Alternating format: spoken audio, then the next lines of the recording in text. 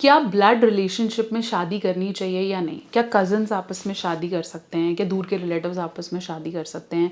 क्या मैं अपनी मासी की बेटी या बुआ की बेटी से शादी कर सकता हूँ?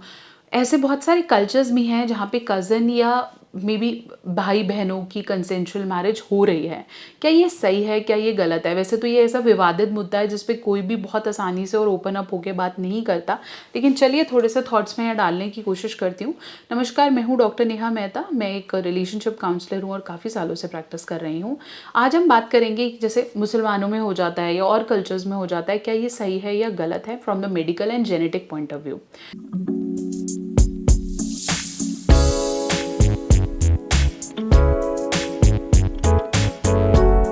सबसे पहले समझिए कि जब आप एक ही कास्ट में या एक ही फैमिली में मैरिज करते हैं तो वहाँ पर आपकी हम सबकी बॉडी में कुछ क्रोमोसोम्स हैं। क्रोमोसोम्स हमारी एंटिटी बनाते हैं, हमारा डीएनए का एक फॉर्म होता है।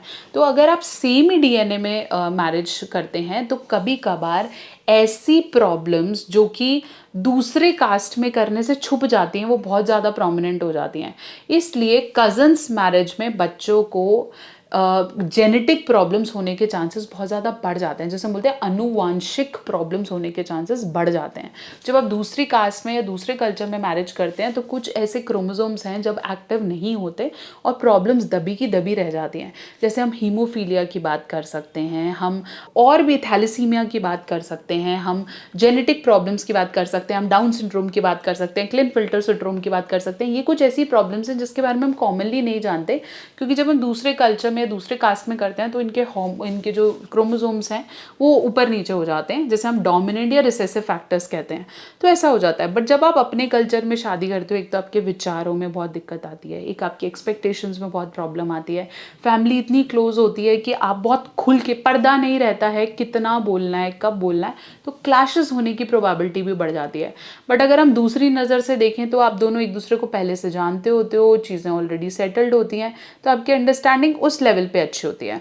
बट अगर हम मेजर स्टडीज़ करते हैं तो यूजुअली कज़न्स मैरिज और ये सब बंधित नहीं होना चाहिए, जो मुझे समझ में आता है। ऐसा कुछ बंधा हुआ नहीं होना चाहिए कि तेरी शादी तेरी मासी की बेटी से ही होगी। पर्सन की चॉइस होनी चाहिए कि वो मासी की बेटी से करना चाहता है या बाहर करना चाहता है या किसी और से करना चाहता है। बंधा हुआ सिस्टम या बंधे हुए मैरिजेस इज़ नॉट अलाउड। आप खुद में आपस में करें, कज़न्स में करें, कहीं भी करें, आपका चॉइस होना चाहिए।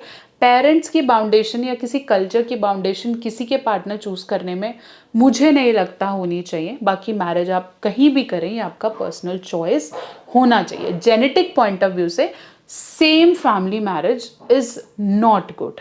आशा करती हूँ मेरी वीडियो आपके डाउट्स को क्लियर कर पाई है। कुछ और आपकी राय है तो उसे कमेंट सेक्शन में ज़रूर दीजिएगा।